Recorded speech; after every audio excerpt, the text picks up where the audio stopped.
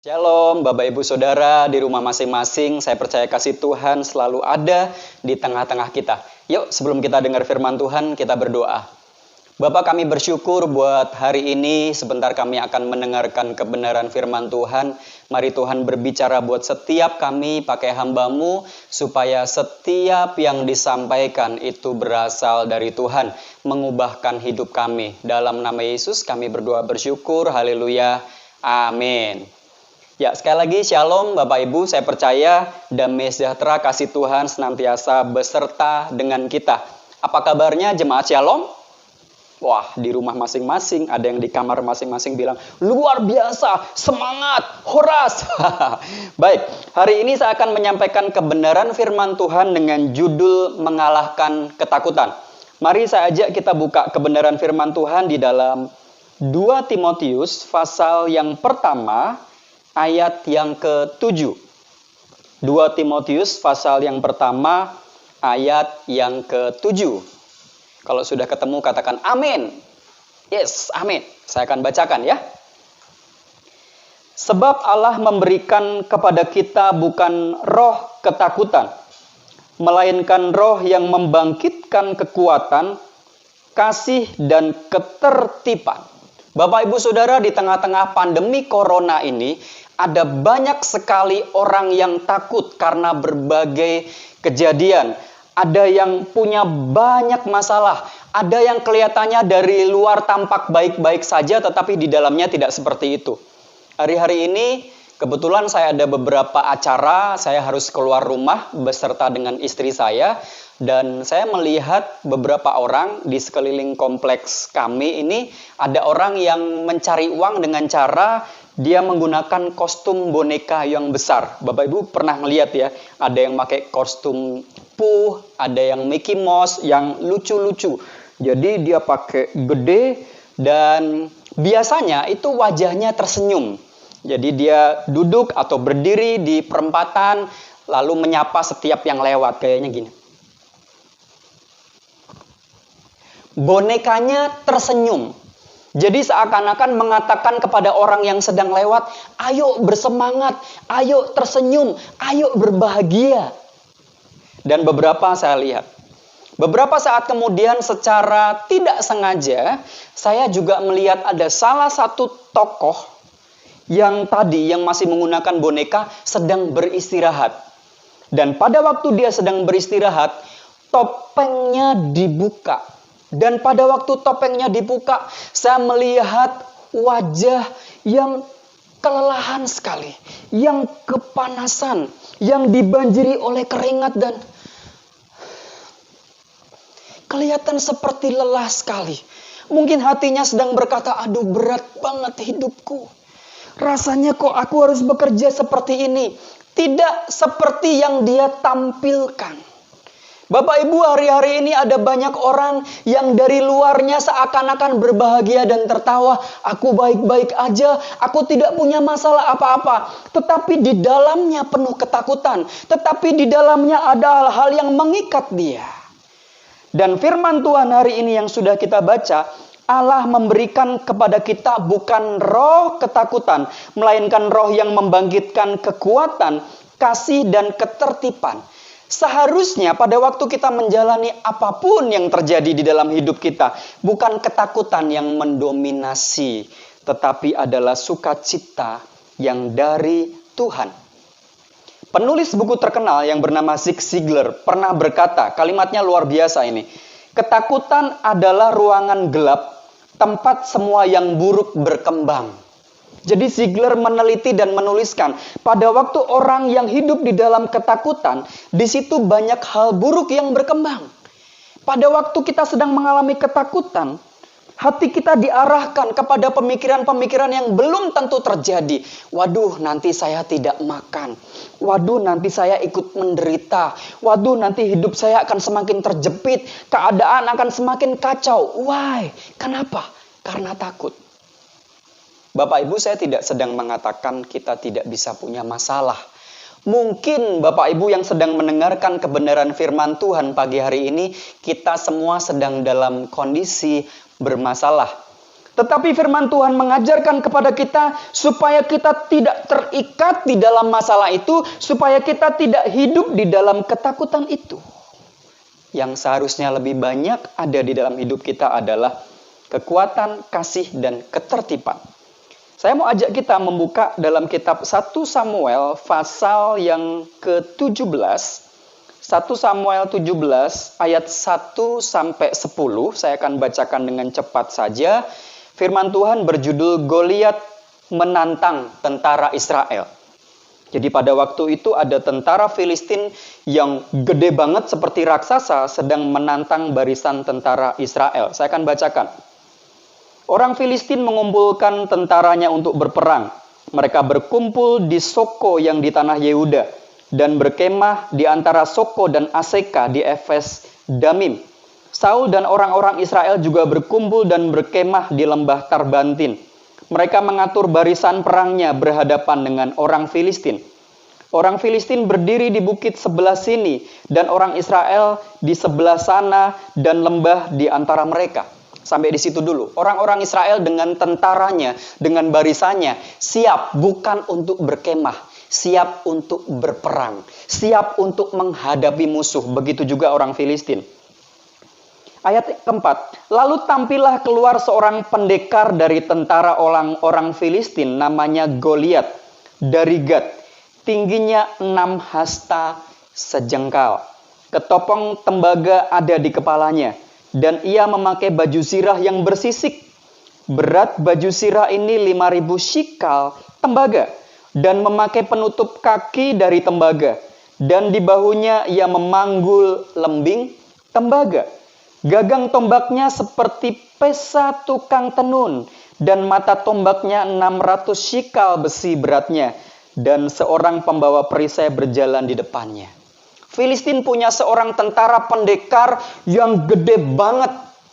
Kalau saya gambarkan di sini menurut ukurannya tingginya hampir 3 meter. Semua badannya dari atas sampai bawah tertutup. Mungkin hanya mata dan bagian mata ke atas yang terbuka.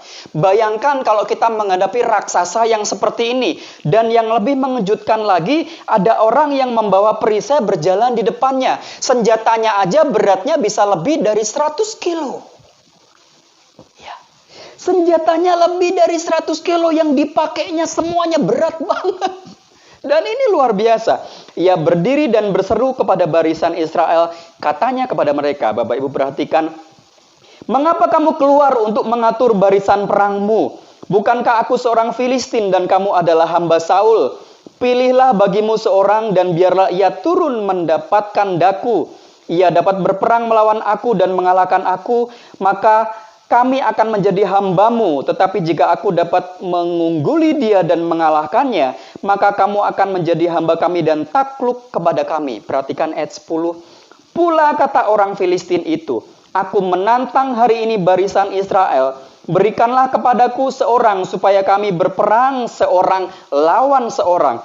Ketika Saul dan segenap orang Israel mendengar perkataan orang Filistin itu, maka cemaslah hati mereka dan sangat ketakutan. Raja Saul yang pada waktu itu menjadi seorang raja adalah tentara perang yang sangat berpengalaman. Kemungkinan besar badannya juga tegap meskipun tidak sebesar Goliat. Dan firman Tuhan mengatakan rakyat Israel waktu itu cemas dan mereka sangat ketakutan. Kenapa? Ditantang oleh seorang yang sangat besar, ditantang oleh seorang raksasa yang bernama Goliat. Goliat kemungkinan berseru-seru tidak cuma sekali, tetapi selama beberapa hari. Jadi selama beberapa hari, sehari beberapa kali dia ngomong, ayo lawan aku, ayo lawan aku, mana tentaramu, mana tentaramu. Dan itu membuat gemetar. Dan itu membuat ketakutan.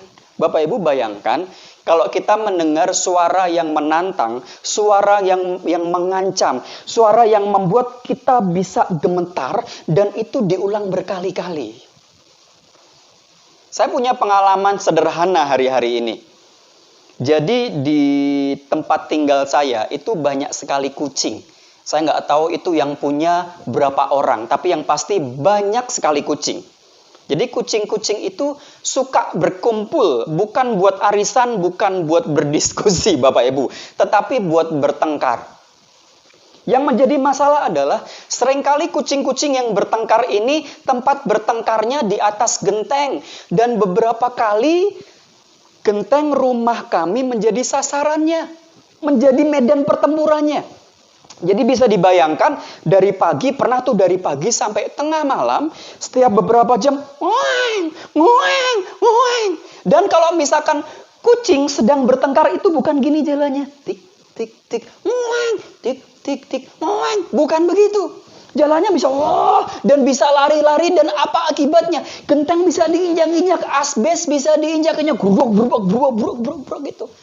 Apa yang menjadi ketakutan saya? Kira-kira apa Bapak Ibu? Betul. Nanti kalau gentengnya roboh gimana? Nanti kalau berlubang bagaimana? Itu baru kucing. Itu baru makhluk yang kecil. Nah, ini bangsa Israel menghadapi tentara yang sangat menakutkan, menghadapi raksasa. Dan hari ini saya akan bagikan beberapa hal caranya kita bisa menghadapi ketakutan. Firman Tuhan yang tadi kita baca, kita tahu kelanjutannya.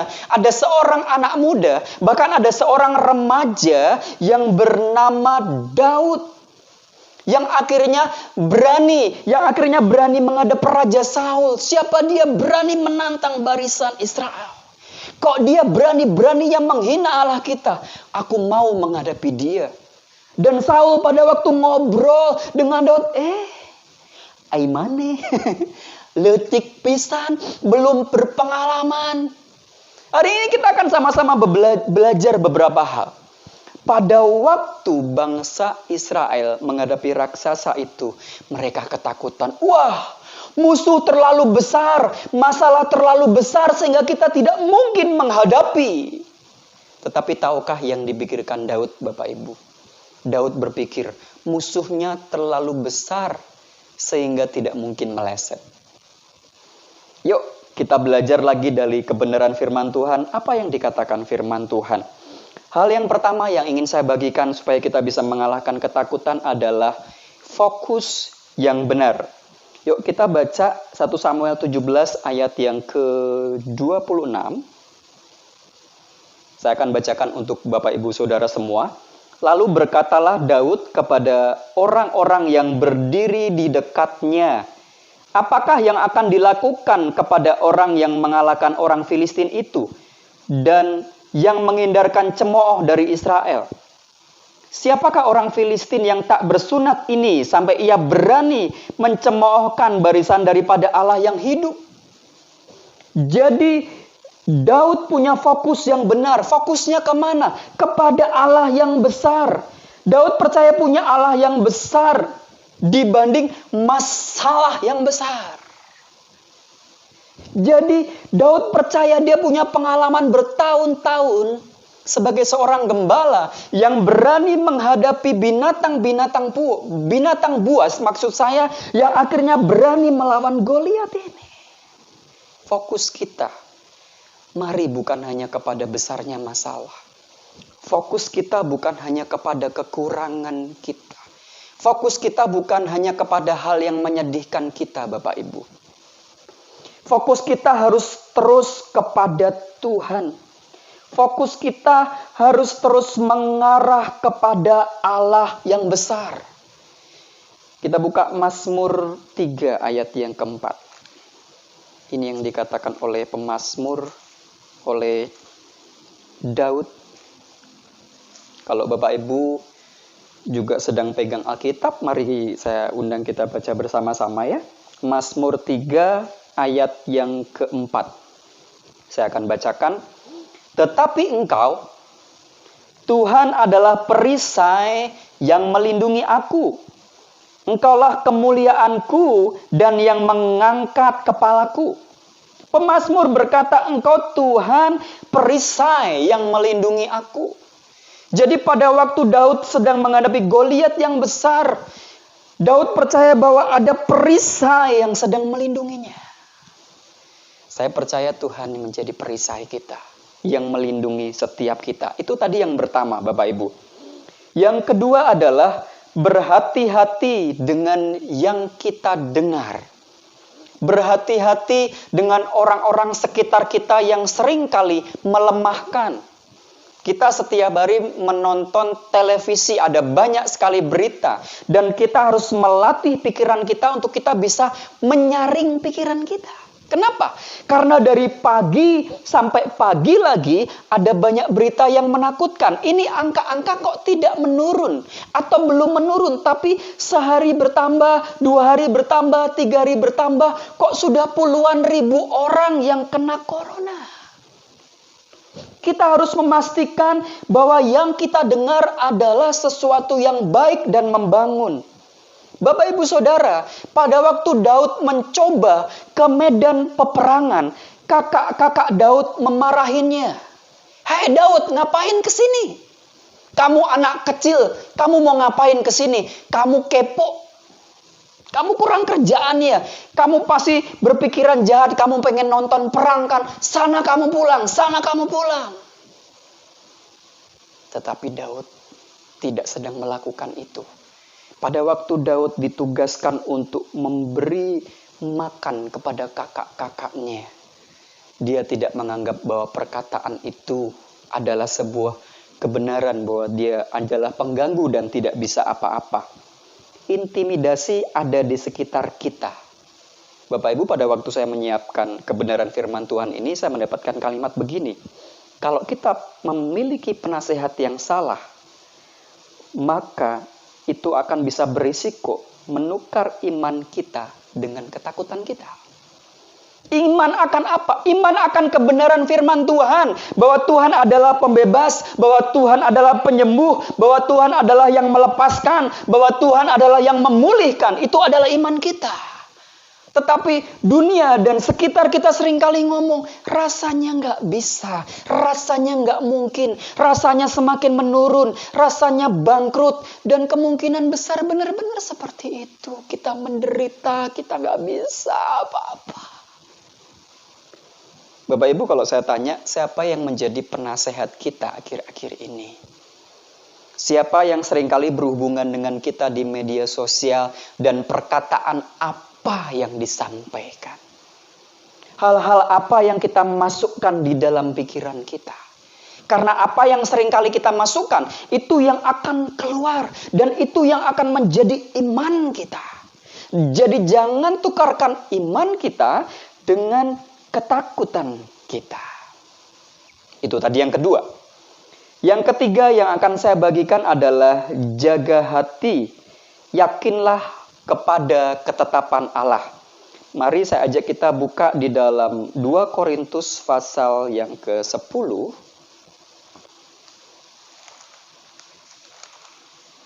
2 Korintus pasal 10 ayat 3 sampai 5. 2 Korintus pasal 10 ayat 3 sampai 5. Saya akan bacakan buat Bapak Ibu Saudara semua. Memang kami masih hidup di dunia, tetapi kami tidak berjuang secara duniawi. Karena senjata kami dalam perjuangan bukanlah senjata duniawi, melainkan senjata yang diperlengkapi dengan kuasa Allah yang sanggup untuk meruntuhkan benteng-benteng. Kami mematahkan setiap siasat orang dan merubuhkan setiap kubu yang dibangun oleh keangkuhan manusia untuk menentang pengenalan akan Allah. Kami menawan segala pikiran dan menaklukkannya kepada Kristus. Berhati-hati supaya kita menjaga hati, yakin pada ketetapan Allah. Yakinlah bahwa apa yang Tuhan sudah beri itu jadi kekuatan kita. Allah kita memberikan kita kekuatan untuk melawan. Daud melawan dengan Tuhan yang besar. Bukan dengan namanya yang besar. Bukan dengan pengalamannya yang besar. Bukan dengan tubuhnya yang besar. Tetapi percaya kepada kebenaran Tuhan. Jadi mari kita responi iman kita.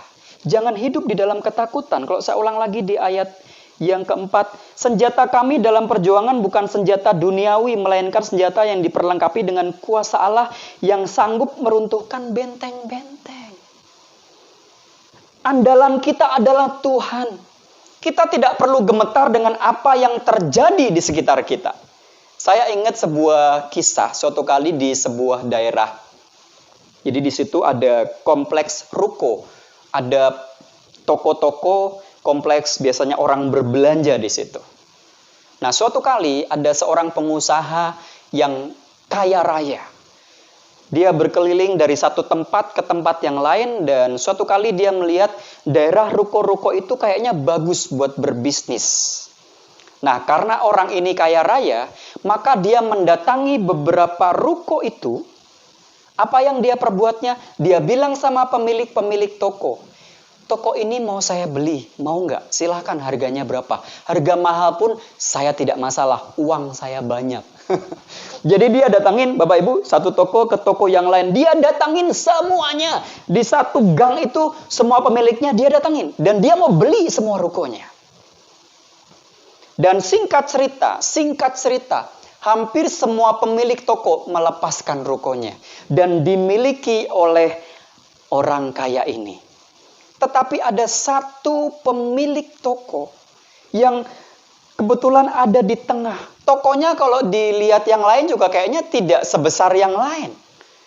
Lalu orang yang kaya tadi ngomong, tahu nggak Bapak, Anda satu-satunya orang yang tidak mau melepaskan toko untuk saya beli loh. Silahkan aja sebutkan angka. Lalu pemilik toko ini saya nggak mau jual. Saya ingin mempertahankan toko saya. Pokoknya saya tidak mau jual berapapun harganya. Saya tidak mau lepasin. Lalu kesel banget si orang kaya ini. Dia sebel banget. Dan dia marah, dia bilang ini. Ini sekali lagi ya, ini penawaran terakhir. Anda betul nggak mau jual tokonya? Betul, saya nggak mau jual toko. Kalau gitu, Anda harus siap menanggung resikonya. Saya akan bikin semuanya menjadi milik saya. Siap menanggung resiko. Ini terakhir sekali. Siap menanggung resiko. Silahkan. Saya nggak takut. Saya punya strategi yang handal untuk mengalahkan saudara yang toko kecil. Silahkan. Betul Bapak Ibu Saudara. Tidak mau dilepasin. Dan singkat cerita, itu ruko-ruko dirapihin. Semuanya dimiliki oleh satu orang yang kaya tadi dan satu di tengah. Itu ditulis gede-gede. Wah, barang terbaik, obral besar, pusat penjualan, itu semua tokonya ditulis seperti ini. Lalu dengan santainya pemilik toko yang kecil yang tidak mau melepaskan lihat-lihat, bagus ya, bagus ditata rapi. Lalu dia buat sebuah tulisan di depan toko. Tulisannya menarik sekali. Tulisannya begini Bapak Ibu. Di sini pintu masuk utamanya. Jadi dia menuliskan tulisan itu, di sini pintu masuk utamanya. Jadi orang-orang yang sedang lewat, begitu lihat banyak diskon yang gede-gede, lihat di situ pintu masuk utamanya. Apa yang terjadi? Orang-orang masuk rumah, masuk toko duluan yang Bapak yang tadi tidak mau dijual tadi, luar biasa. Dengan tenang. Dengan tenang. Saya percaya Tuhan juga memberikan hikmat buat setiap kita. Saya percaya Tuhan juga memberikan penyertaan yang ajaib buat setiap kita. Tidak pernah membiarkan kita jatuh tergeletak. Tidak pernah membiarkan kita jatuh, tidak bisa bangun lagi, teriak-teriak tolong. Dan saya akan tutup kebenaran firman Tuhan pagi hari ini di dalam Mazmur pasal 56.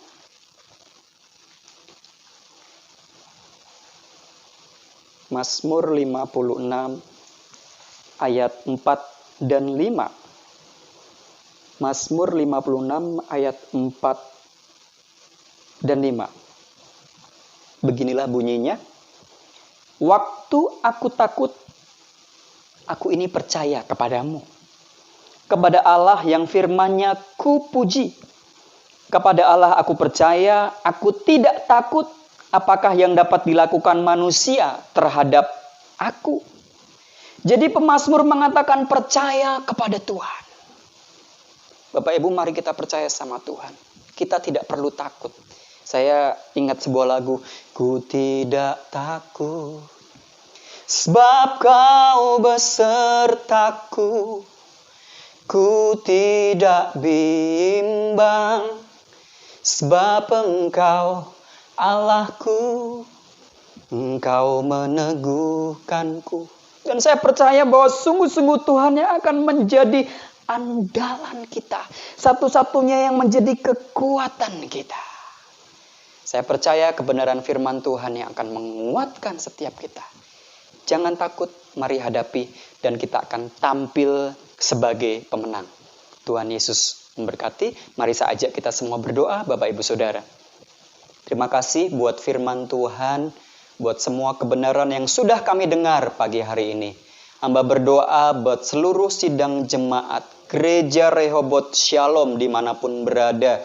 Biarlah damai sejahtera Tuhan atas setiap kami. Bukan roh ketakutan, tetapi kami berani menghadapi semuanya. Bukan karena kami berpengalaman Tuhan, tetapi kami punya Allah yang besar.